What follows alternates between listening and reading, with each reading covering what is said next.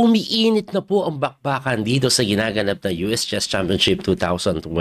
After round 6, may tatlong leader, Wesley So, Fabiano Caruana at Hans Mokniman. Ngayon, ang advantage ni Wesley So po dito, nakalaban niya na yung mga matataas ang rating. Si Aronian, Fabiano Caruana at Hans Mokniman. Yun, the rest na lalabanan niya, puro 2,600 na lang or below.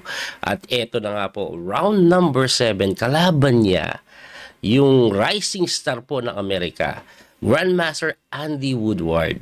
Si Grandmaster Andy po ay 15 years old pa lang sa mga hindi nakakaalam. Pero tumalo na yan ng mga 2,700. Even si Niemann, tinalo niya po dati. At hindi lang yun, no, nakaraang Grand Swiss, napakaganda ng laro din ng batang yan. Talagang future super grandmaster din to. Pero sa kasalukuyan, ang rating niya pa lang is 2590. Ano po ang nangyari? Abay puti po si Wesley, nag-knight F3 siya. Itim naman si Woodward. O, hindi ako nagkamali Sabi ko siya nakaraan, puti. Laban sa white Anyway, pagka knight F3, nag-D5 yan. Sinagot ni Wesley ng D4, knight F6, and then C4, E6. Na Queen's Gambit decline. Nag-knight C3, and then C5, abay tarash. Paborito ni Wesley yan sa black. Pero tinigil na ni Wesley yan. Madalas po talo siya Maraming tabla pero madalas napipilit. Anyway, ginawa po ni Wesley yung mainline. Kinapture niya po. Tinakes naman yung D4. Ganyan din tira ni Wesley. Kinapture ni Wesley yung D4. Nag-pawn takes. At madalas ang tinitira kay Wesley So po dito, yung tiradang E4 Yan po yung mainline Pero si Wesley, abay, siya ang puti ngayon, hindi niya tinira yung E4 na tinitira sa kanya kasi may pagka-drawish yun. Sinagot niya po yan ng bishop to G5. Preparado si Wesley, mabilis siyang tumira. Ito naman si Andy Woodward, nag-bishop to E7. Nag-isip na agad ng halos 3 minuto. Dumipensa lang na sinagot ng E3 ni Wesley. Tapos nag-knight C6, hitting the queen. Na dinipensahan lang po ng bishop to B5, pinin. Tapos nag-A6 po yan at yung A6 po ay novelty na. Ibalik lang po natin, no? Ang kadalasan po kasi tinitira dito, castling. Pero si Andy Woodward, A6 ang tinira at nag-isip po siya ng napakatagal, halos 10 minuto. Ibig sabihin, hindi ko sure pero parang nakita niya mabilis si Wesley. Iniba niya. Para iligaw ba si Wesley? At dito po nagkapaan na sila So kinapture po ni Wesley yan. Ang tagal nag-isip ni Wes. Nag-isip po ng 14 minutes si Wesley. So kinapture niya po at pagka-takes, binawi po of course. And then nag-queen to A4. So pinipin po yung pawn para capture it. Sinagot ng bishop B7. Pagka bishop B7, nag-castling lang din. And then nag-knight to D4. Hitting the pawn on C6 na dinipensa ng Queen D7. Maganda yung depensa ng Queen D7. You have to defend this and defend the F5 as well kasi tatalon yung kabayo. Anyway, after Queen D7, nag-Queen to C2 naman para maka-Knight F4 pa rin siguro or F5 na sinagot ng C5 and there you go, pumasok na nga po yung kabayo sa F5.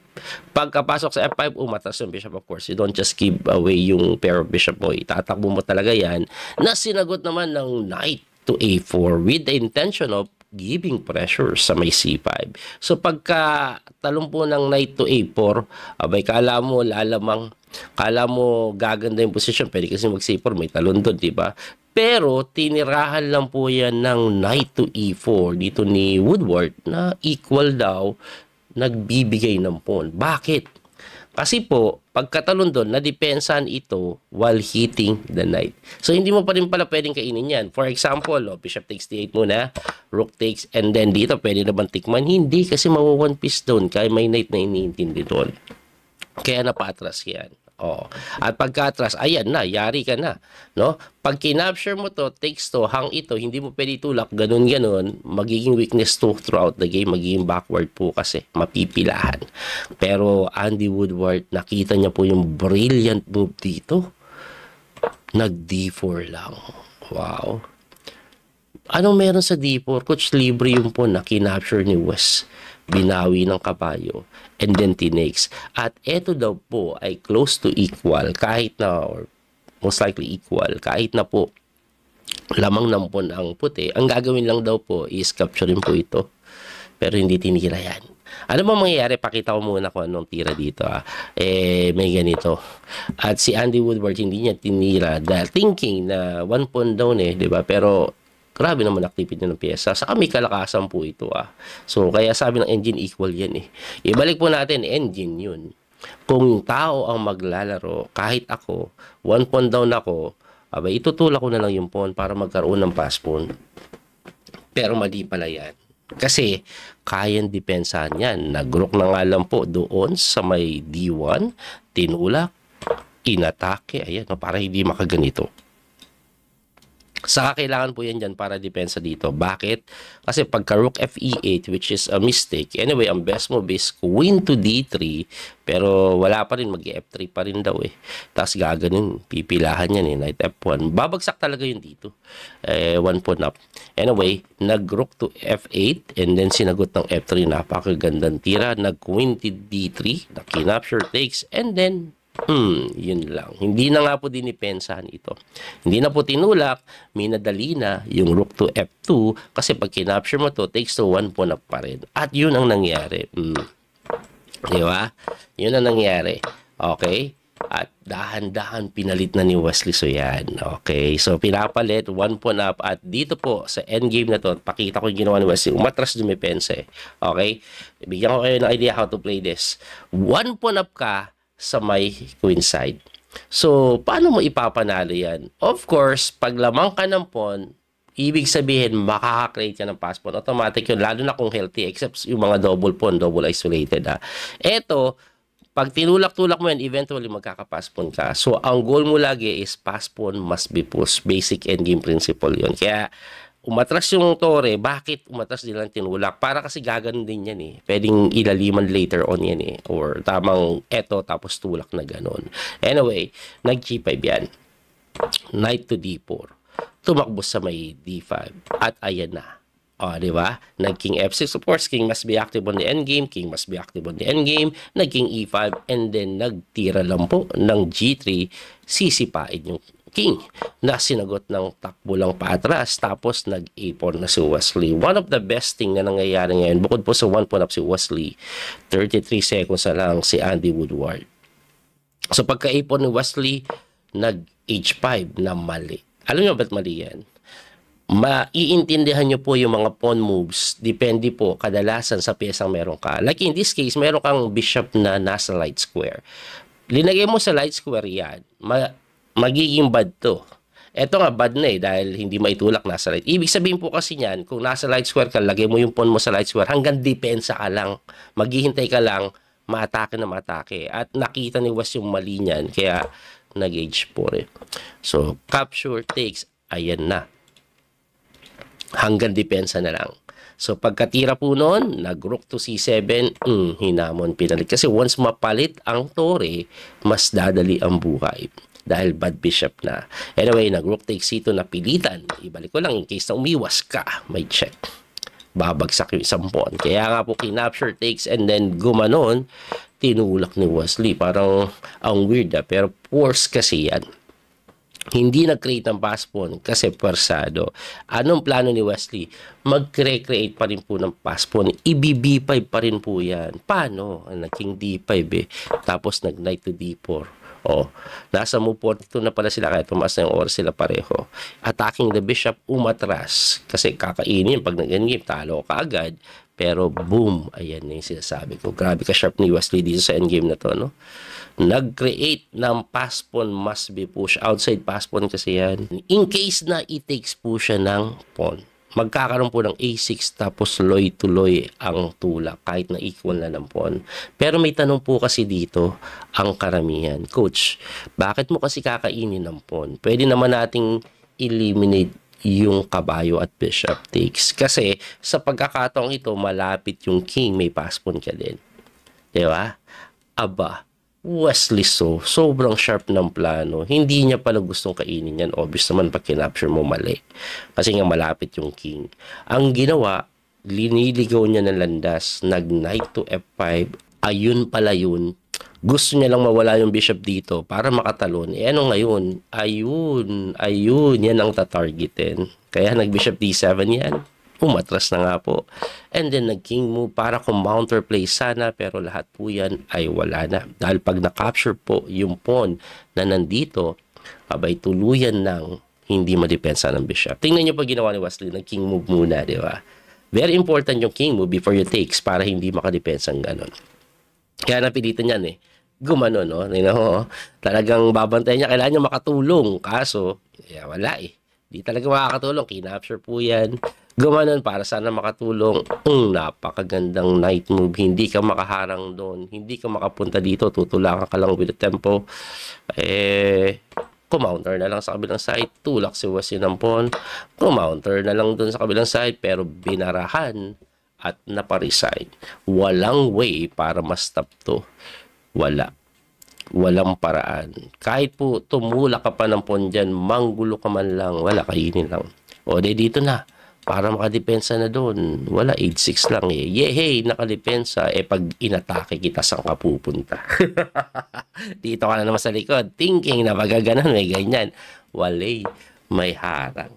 Kaya, doon na nga naparesign. Ito pong si Andy Woodward. Ang galing. So, na-maintain ni Wesley yung leading niya. Ang tanong, ano nangyari sa dalawa? Niemann versus Fabiano Caruana. Silipin natin na mabilis. Ito po. Before kung simulan yung analysis na to, alam nyo ba ang lifetime score ni Niemann at ni Fabi sa standard time control? Alam nyo kung ano score nila?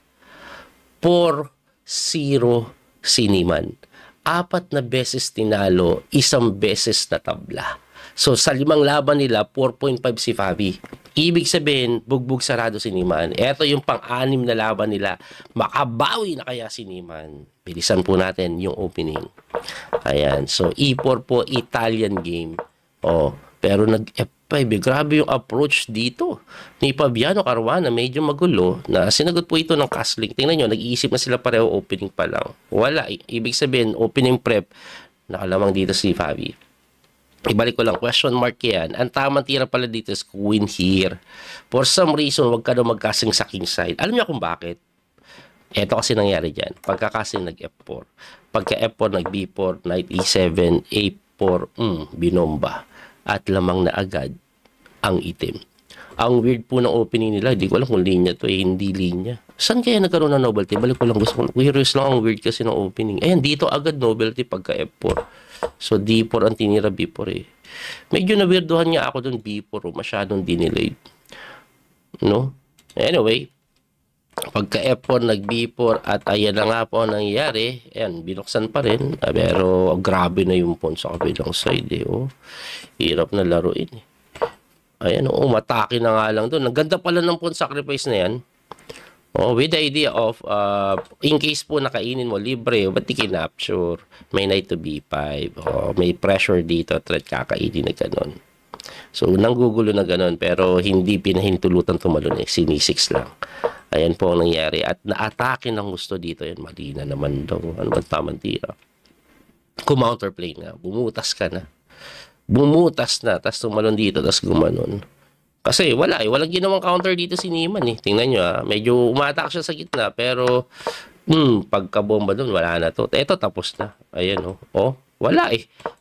Talagang walang play. Babaragin ka na lang sa gitna. Ayan, dinahandahan na nga lang. Ayan na. Ano pang gagawin mo? Naubos na. Nabuksan na. Mamatihin talaga. Wala na, pa-resign na. Lakas ng atake ni Fabi. Talagang nababalibuhan itong si Niemann kay Fabi. For some reason, lagi siyang talo. Marami pa silang laro nakakatawa. Completely equal, napapatalo ni Niemann. Marami akong beses sa panood eh. Talagang for some reason, pag si Fabiano Caruana nakalaban niya, parang di siya marunong. Parang hindi marunong. Hindi naman, pero talagang hirap na hirap siya kay Fabi. Parang tulad ni Wesley, hirap na hirap kay MBL for some reason. Anyway, ano na standing after this round? Pakita po natin. Fabiano Caruana, Wesley with 5 points. Tapos Lebon, Hans Niemann, Sam Shaklan, Sam Sebian. Ayan Type for third pa rin si Hans kahit natalo. Gusto ko makalaman kung nalaban niya na ba si haharapin pa ni Fabiano Caruana si Lebon Aronian last round. That will be a very interesting match. Pati si Mishro, makakalaban pa dyan. Anyway, si Wesley kasi nalagpasan niya na yung mga high-rated. Ayan, nakalaban niya na si Niemann, si Lebon at Fabi, puro tabla. And ayan, Wanderly, ang another 2700 kalaban niya, and the rest is si Sabian, malalakas din pala to. Anyway, abangan na lang po natin kung ano mangyari sa ibang laban. Sana mag-champion na si Wesley. Ma-maintain yung lead hanggang dulo. Muli ito po yung Coach Speedy Master Daniel Causo, hanggang sa muling pagkikita. God bless po mga kabiyahe. Don't forget to like and share, follow and subscribe. Salamat sa suporta. Bye-bye. That little mouse, 'cause I'm an albatross.